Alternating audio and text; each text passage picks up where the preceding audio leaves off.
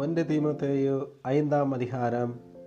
முதிர் வயதுள்ளவனை கடிந்து கொள்ளாமல் அவனை தகப்பனைப் போலவும் பாலிய புருஷரை சகோதரைப் போலவும் முதிர் வயதுள்ள ஸ்திரீகளை தாய்களைப் போலவும் பாலிய ஸ்திரீகளை எல்லா கற்புடன் சகோதரிகளைப் போலவும் பாவித்து புத்தி சொல்லு.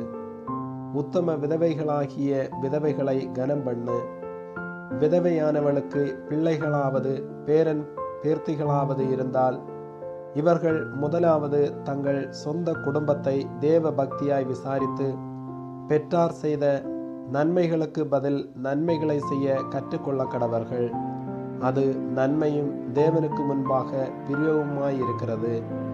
உத்தம விதவையாயிருந்து தனிமையாயிருக்கிறவள் தேவனிடத்தில் நம்பிக்கையுள்ளவளாய் இரவும் பகலும் வேண்டுதல்களிலும் ஜெபங்களிலும் நிலைத்திருப்பாள்.